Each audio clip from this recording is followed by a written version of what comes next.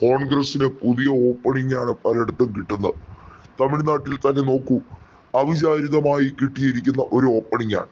ടി.വി.കെ, അതായത് തമിഴക വെട്രിക്കഴകം, കോൺഗ്രസിനോട് ഉൾപ്പെടെയാണ് എതിരിട്ട് അവിടെ 108 MLA-മാരെ വിജയിപ്പിച്ചെടുത്തത്. എന്നാൽ അവസാനം 2 പ്രധാന വകുപ്പ് ക്യാബിനറ്റ് സ്ഥാനങ്ങൾ കോൺഗ്രസിന് നീക്കി വെക്കേണ്ടി വരുന്ന സാഹചര്യമുണ്ടായി. ഉന്നത വിദ്യാഭ്യാസവും ടൂറിസവും.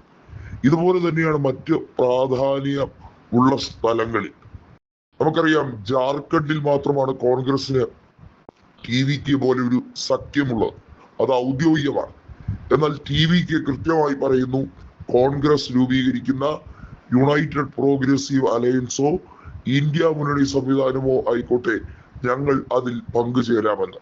അതായത് ലോക്സഭയിൽ സീറ്റ് ഷെയറിംഗ് കോൺഗ്രസുമായി പങ്കിടാൻ താല്പര്യമുണ്ട് എന്ന് വിജയ് ഇതിനോടകം തന്നെ അറിയിച്ചു കഴിഞ്ഞിരിക്കുന്നു. DMK നേതൃത്വം, അതായത് സ്റ്റാലിന്റെ നേതൃത്വത്തിലുള്ള DMK കോൺഗ്രസിനെ വഞ്ചകരെന്ന് പറഞ്ഞ് അവരുമായി ഒരു സഹകരണവുമില്ല, ഇന്ത്യ മുന്നണിയിൽ ഇനി ഞങ്ങൾ ഒരു ചർച്ചയ്ക്കും പോകില്ല എന്ന് പറഞ്ഞ് അവരോട് സലാം പറഞ്ഞിരിക്കുന്നു. പുകഞ്ഞ കൊള്ളി പുറത്ത് എന്നത് മാത്രമാണ് രാഹുൽ ഗാന്ധി ഈ നിമിഷം ആഗ്രഹിക്കുന്നത്. കാരണം സ്റ്റാലിന്റെ പാർട്ടിയെ കൊണ്ട് ഇനി കോൺഗ്രസിന് കാക്കാസിന് ഗുണമില്ല. സ്റ്റാലിന്റെ നേതൃത്വത്തിലുള്ളവർ അവിടെ കേന്ദ്രത്തിൽ ഭരണത്തിൽ ഇരുന്നപ്പോഴാണ് വലിയ അഴിമതി കേസുകൾ കോൺഗ്രസിന്റെ പെടലിക്ക് വന്നു വീണത്.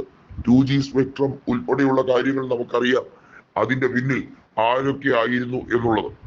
അതുപോലെ തന്നെ മമത കൃത്യമായി ഒഴിഞ്ഞു പോകുന്നു. ഇപ്പോ മമതയ്ക്ക് എങ്ങനെയെങ്കിലും കോൺഗ്രസ് അഭയം കൊടുക്കണം എന്ന ആഗ്രഹവുമായി വന്നിരിക്കുന്നു.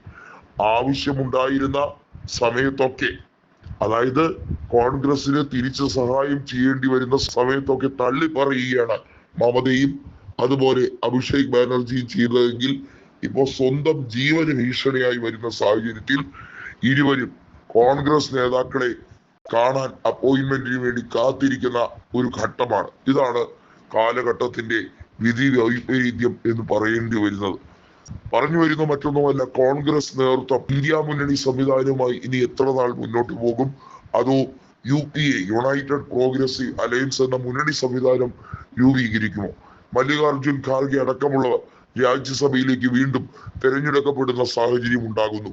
നമുക്കറിയാൻ കഴിയുന്നത്, ഇന്ത്യ മുന്നണി എന്ന സംവിധാനത്തിന് ഇനി വലിയ പ്രതീക്ഷയൊന്നുമില്ല. ഇനി ഏറ്റവും പ്രാധാന്യം എന്നത് യുണൈറ്റഡ് പ്രോഗ്രസീവ് അലയൻസ് കൊണ്ടുവരിക, അഥവാ പുതിയൊരു മുന്നണി സംവിധാനം NDAക്ക് കൃത്യമായി ബദൽ കൊടുക്കാൻ കഴിയുന്ന രീതിയിലുള്ള ഒരു മുന്നണി സംവിധാനം കൊണ്ടുവരിക. അതിന്റെ ചെയർപേഴ്സൺ സ്ഥാനത്തേക്ക് രാഹുലിനെയോ പ്രിയങ്കയോ അവരോധിക്കുക. അതായിരിക്കും ഏറ്റവും ഉചിതമായി ഇനി കോൺഗ്രസ് എടുക്കേണ്ട തീരുമാനം.